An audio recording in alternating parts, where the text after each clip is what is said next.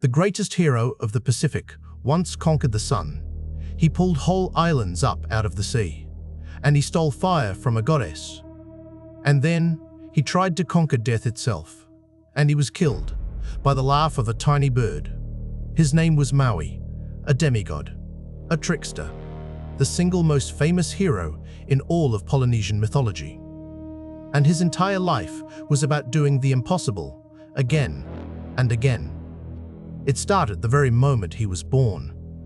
He was born far too early, premature, and his mother, believing that he could not possibly survive, wrapped him up in a knot of her own hair, and she gave him to the sea.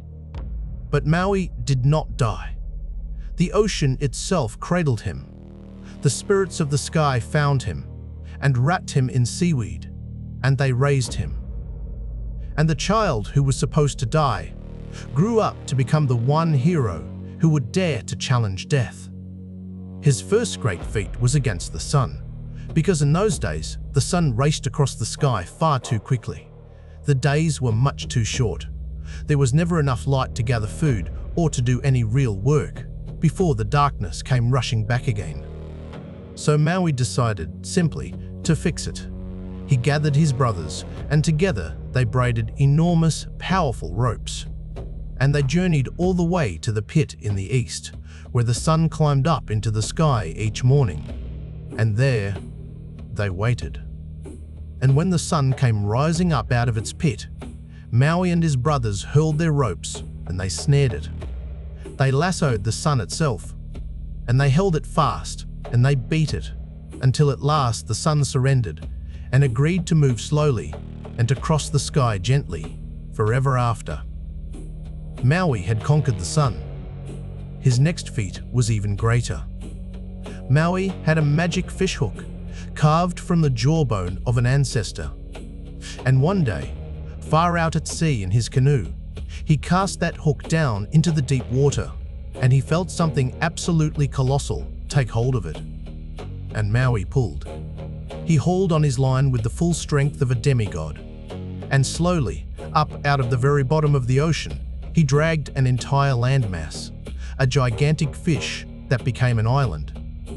To this day, the Maori people call the North Island of New Zealand Te Ika, a Maui, the fish of Maui. And then there was the fire.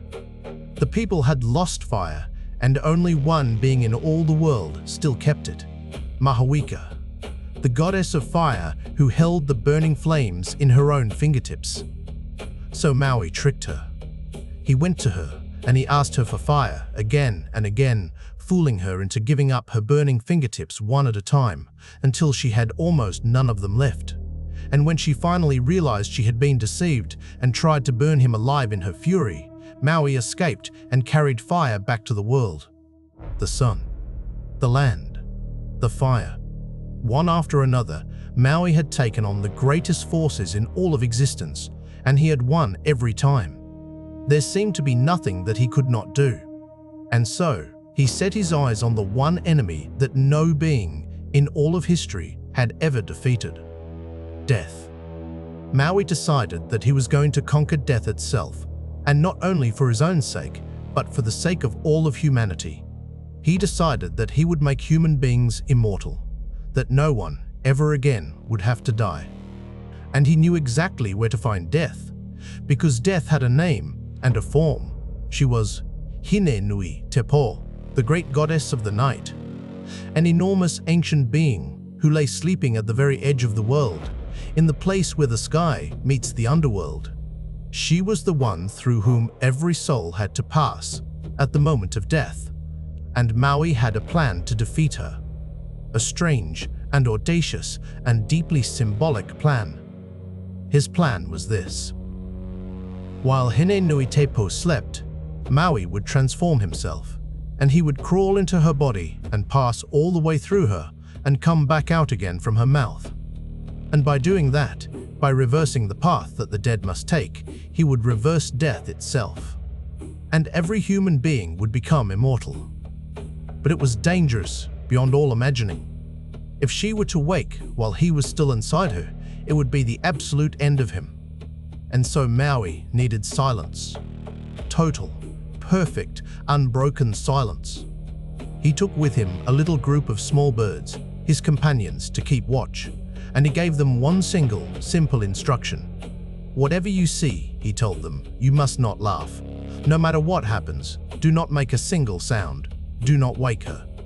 And so, in the darkness, Maui crept up to the sleeping giant, the goddess of death herself. And he began his impossible task.